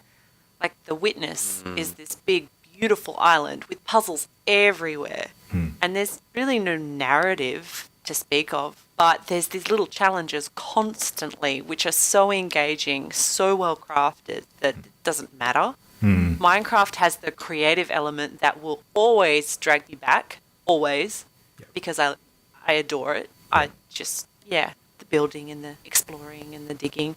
I think the Sims games are another good example too. Yeah. As far as sandbox games you craft your own goes. story. Yeah. With the characters, yeah. Well, I mean, even SimCity, that's really there's no story in SimCity unless you want to sort of plot a rough history of natural disasters that have taken place in a particular city. But that's massively customizable, and the end point for that is not clearly defined either. You can kind of play that for as long as you want. So yeah. And GTA Online, it's got the multiplayer element and the challenge. And you combine those where you can have just ridiculous fun with your friends, or try and pull off ridiculous stunts and challenges, or, complex heists. That's another draw too. So it's engaging and it's rewarding and it's good fun with a bunch of people.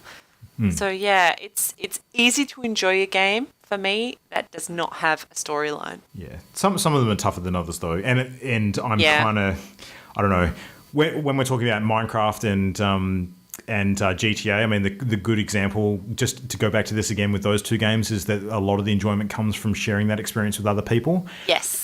When we again look at No Man's Sky, that's probably my biggest concern with that, because it doesn't have that narrative, and it is a massive sandbox, but how much enjoyment are you going to get that as a solo experience? So that's my concern. And I find the ones with a survivability element, like Rust or DayZ, I tend not to play those on my own. Okay. However, I find them a lot of fun with, a small core group of friends who are really into it and looking to do well and mess other people's shit up. Yeah. Actually, I'm going to jump in there. With DayZ in particular, did you find the most frustrating part, at least in the earlier versions, I don't know which sort of version you played, was actually finding each other? I found that to be fantastically fun. Okay, because honestly. that's my concern with No Man's Sky, because that's an even bigger sandbox. Yeah. So, the proximity to players I find is most enjoyable, which is why I like GTA and all that, and Minecraft for that regards, because you have those players immediately there versus, say, something like Rust or DayZ, where in the early versions you were like, I'm going to look at this map in Russian. Yeah. Oh, so God. In Rust, I found it frustrating because I just wasn't invested. But I remember the first time I played DayZ was the mod on Arma 2. And it took me 30 minutes to finally meet up with someone I knew. And there was the biggest sense of victory, even though all I had was some stupid cans of beans. Like, it was rewarding, and that's what the game was. I want to live long enough to do this. And then if you make it that far, okay, now I want to live long enough to do this. And yeah, with the Russian map and everything, just trying to figure out where we were. Where's the... Are you in Cherno? Is that Cherno? Oh, crap. I'm just going to head west. It's super enjoyable, and that's a huge part of my, I don't know, draw to that game still. I pick it up every now and then and play it. Just the nostalgia of this, payoff after a long time was just the stupidest tiny thing, but it still feels like such a victory. Yeah. But other games, my patience is just much shorter.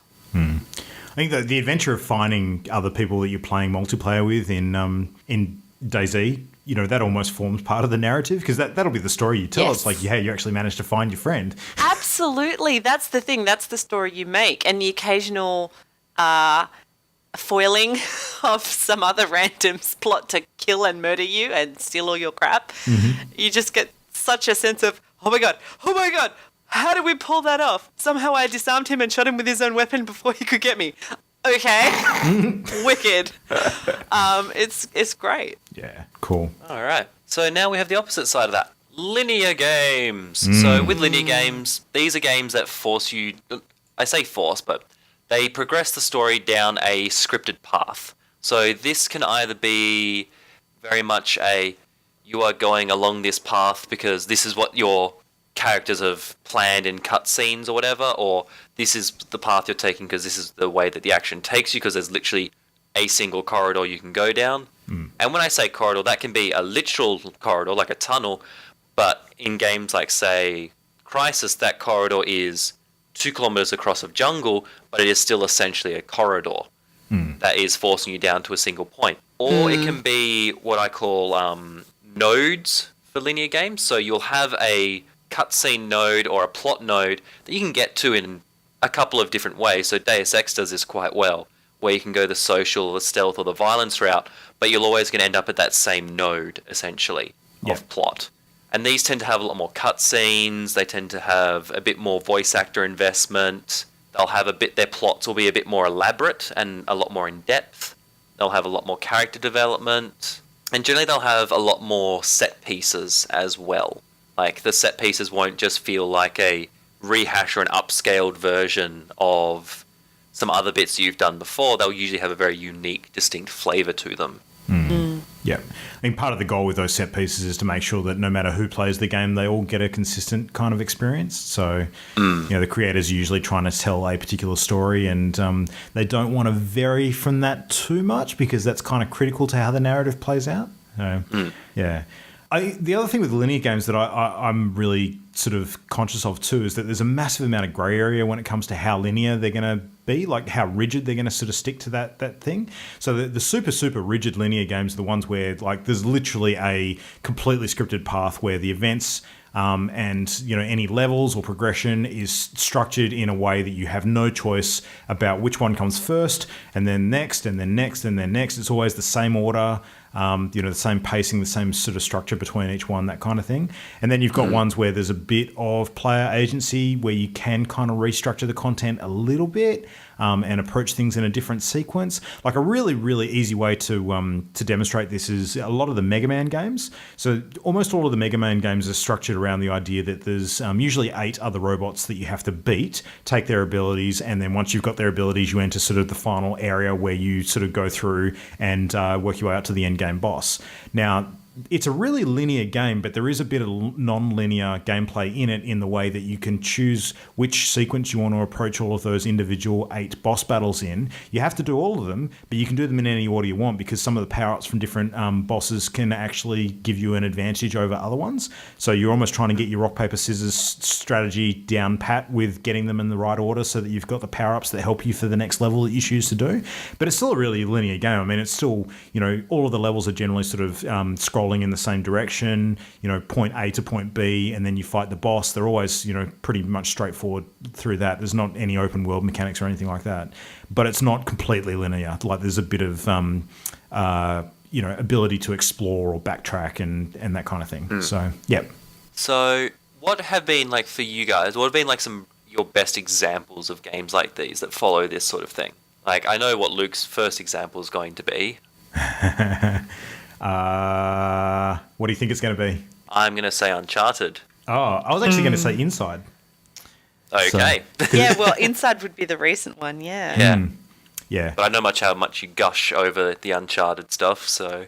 Well, Yeah, Uncharted is a good example. Uncharted's probably a really good example to sort of put alongside the new Tomb Raider games and contrast them, because Uncharted is a lot more linear than the Tomb Raider games are, in the way that the narrative structure and the set pieces are very much on rails. I think that the only area that was a bit less on rails, but even so you end up at the same point, so it really was there was one particular level in that game where you're in like a car chase scene, and you're kind of driving through a city, and you can take a whole bunch of different routes to sort of, duck and weave through these different buildings. And I honestly believe there's probably about 100 different ways you could complete this level, but you always end up at the same point, on the same road, in the same part of the chase. So it's not really open world at all. It's completely linear.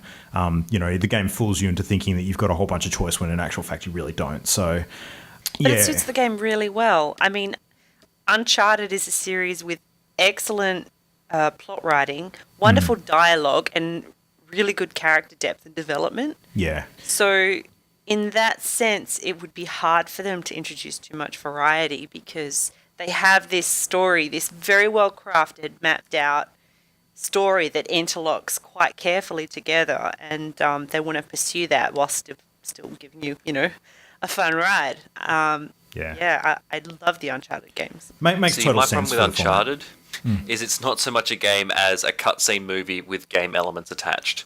Yeah, yeah. And that's not a bad thing, but it's from a game perspective. Yeah, it's not what I always want to play, but when it's done really well, when the story is truly excellent and it manages to surprise me, then I'm comfortable just sticking to those rails and, enjoying the ride. Yeah. So what would be your sort of pick for this one then, Jamie? What would you pick for... Well, Uncharted was the one that came to mind. Fair enough. What else? I'm sure there have Let's been just compare many. Uncharted to Tomb Raider for a sec. So I think this is relevant. So the new Tomb Raider games, very, very similar to Uncharted in the way that you've got these sort of, seemingly open environments that have a fairly linear structure as to how you need to solve puzzles and approach them and that kind of thing. But the difference with Tomb Raider is that, particularly in the reboot of a few years ago, so not Rise of the Tomb Raider, the actual original reboot, just the one labelled Tomb Raider, you're out on an island and you actually can move around on that island and go back and forth to different areas to sort of pick up equipment and craft things and do that sort of stuff. So I wouldn't say it's open world, because you still definitely move in a singular direction as far as completing the narrative goes. But because you do have a bit of agency in terms of exploring and uncovering and doing side quests and tombs and that sort of thing, it's a lot more... it's a lot less linear than Uncharted is, at least. So yeah, I'd still consider it a linear game, just with some free roaming elements. That's probably fair. Chucked in. Yeah. It's still you're still gonna you're gonna experience the same story that everyone else experiences. Yeah. And probably the vast majority of your experiences will mimic those of others. Yeah. It's not that extraordinary amount of things to do that would differ from game to game. Yeah. But it's still just so much fun that it doesn't detract from the game. Agreed. It's still incredibly rewarding. I'd Other agree than with that, what else? I can't think of. Well, I think Ori and the Blind Forest is a really good example of a linear game. As a platformer, yeah. Well, a lot of platformers, I'd say almost most platformers are probably linear games to a large degree. Yeah, but I think there's sort of their own category to a point.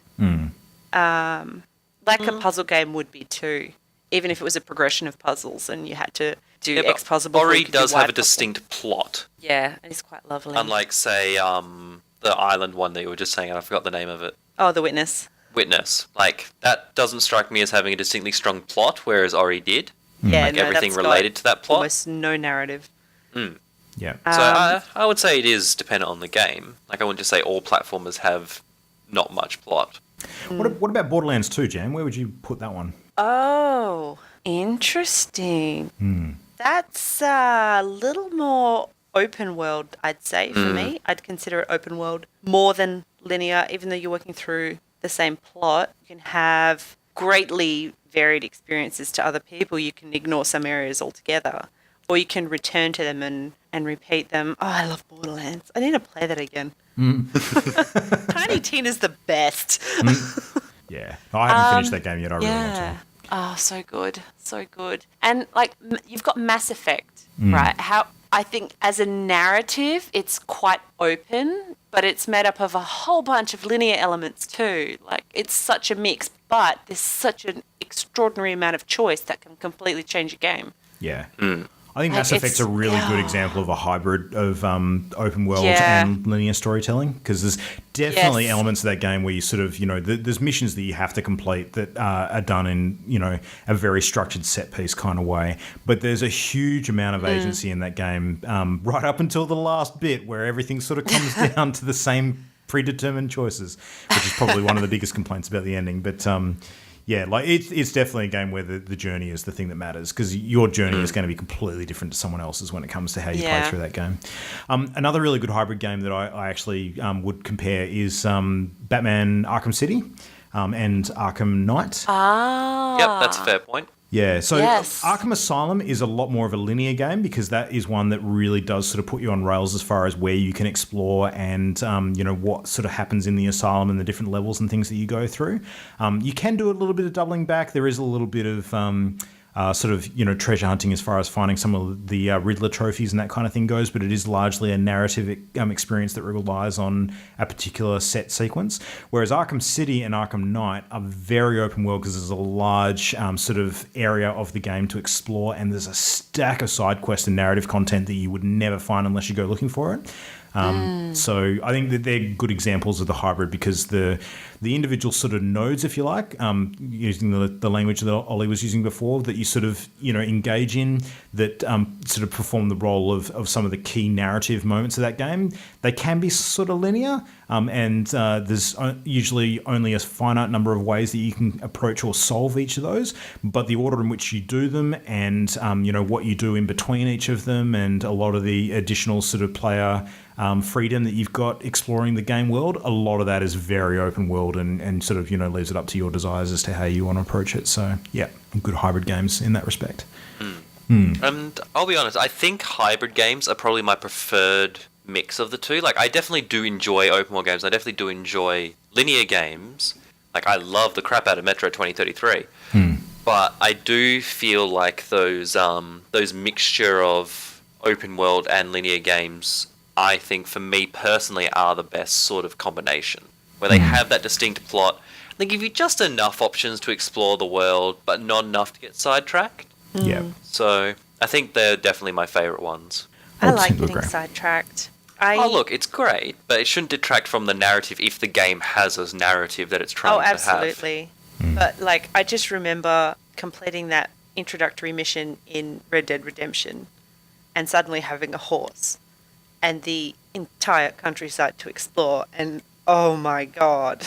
Then it all was went just the downhill best. from there. Oh. Goodbye, plot. I knew you well. No, when I realised I could do the little challenges like kill X number of bunny rabbits or hunt down certain species in special areas, and the weather rolled in and I was riding across this beautiful, stunning wilderness. I love open world. I love exploring. I always want to know what's around the corner. Yeah. I think I tend to agree with Ollie. I like a hybrid more than anything. And probably if I was to think of the best example of how a game has approached the hybrid format and my favourite method of doing it, I'd probably go back to GTA 5. I think that is probably the single best example of a hybrid open world sort of linear game, in that the narrative structure for that game, like split across the 3 different characters too. Like you can literally play one character sort of over and over and over until, there are points where you kind of have to switch and go to one of the other characters and catch up with their storyline a little bit. But if you've got a favorite, you can just, crank your head on their story first and then sort of come back to the other 2 when you get a moment. But the game world you can explore in amongst all those missions is gigantic. The single-player game for GTA is absolutely spectacular. There's so much variation in the different mission types that you do, and there is an overarching sort of story that really does flesh out as time goes on. But in addition to that, if you want to play true open world with that game, there's the complete separate mode, which is the Grand Theft Auto Online, which scratches that itch entirely. I often think some of the game worlds that we play in, once you've gotten to the point where you finish the story and you've, completed the main objective of the game, it'd be really cool to be able to play more in that world. Like, you kind of don't want to leave it behind just because you finished the story, but a lot of the games don't support that ongoing kind of play after you've completed the main quest or objective. But Grand Theft Auto Online is a really good example of one that does. Like, you can play in that sandbox for as long as you want after the main story is done. And, the company's done extremely well. Like, Rockstar's added content to the game regularly since it's been out. Like, probably 2 years now they've been adding stuff to the game, every few months, which has been incredible. So, now they need to do a Red Dead version. The next one. Whatever the next one is. Yeah. I want it. I want to be a cowgirl. New Red Dead. Can you imagine what the cunning stunts version of add-on content for that will be? Like doing loop-de-loops with horse riding? Horse jumps. Crazy. Yeah. Oh, so funny. Yeah. But no, I think overall I enjoy open world games, but I like them to maybe take up only about a third at most of the current games that I've got on the go at any one time. Like I'll usually pad that out with having a lot more linear games sort of in the meantime, because I tend to like keeping my gaming experiences a little bit more bite-sized and get through more individual games rather than, spending more hours in less games, if that makes sense. Yeah. Yeah. All right. Good chat, guys. Cool story. Oh, we did it. Yep. We did it, Imogen. Yes. Nice. That's we it. didn't murder Luke. We did it without going too far off the rails. It was good. Good effort. Yep. So We only kept ran our a little linear long. path. Nice. Oh, dear. All right. Well, as we sort of get to the point just about every Wednesday night, I'm well and truly ready to go and shoot some stuff. I don't know about you two. Oh, maybe one game. I want to see Diva we'll try Sparks, out but I'm Anna so in tired. some quick play, I reckon. You Yes, have one deal. game and another and another. No. Oh, No. not tonight. Just one more bite. Just one. All right. Anyway, It's in the waffle meantime, thin. let us know what your favourite open world and linear style narrative games are. You can hit us up mail@partyloaded.com. Leave a comment on our Facebook page, facebook.com/partyloaded. We're also on Twitter @partyloadedshow. Let us know. And if you've got a particular favourite and why you prefer linear versus open world, chuck us a line and we would love to hear your thoughts on the matter. Be cool. So, are we at the point where we're really sort of thinking seriously about No Man's Sky or not? If you had to give a yay or nay at the moment, what would you be sitting on? I'm going to be a yay purely for the point of view that I'd kind of just... I feel obligated to just test it. I'm a very, very cautious yay. Cautious I'm yay? a nay at the moment, but I think I will be swayed quite quickly if I hear some good reviews. Quite quickly. Yeah. Like, super fast. I think we might have a competition on to see who can find the most messed up alien species and conquer it and destroy it. But no, it's got a lot of potential. I'm kind of curious to see what happens with it. It would be a really, really good foundation to build on if they decide to add some more interactive elements. And I wonder whether it's something that they could actually throw open the shutters on and let people interact with each other down the track or not. It would be really interesting if they could. But yeah. It looks like there might be a couple more videos coming out too. Ooh, I believe okay. this was number 2 of 4, if I'm not mistaken. So who knows? In 2 weeks' time, I might be giddy with excitement. Nice. All right, well, we'll leave it there then. Everybody have a good week. We'll play some more games, get back to you with some more great content in 7 days' time. But until then, that's us. Good night. Catch you later. Hey. The Party Loaded podcast is a Channel Endgame production. For this and more great gaming content, bookmark channelendgame.com.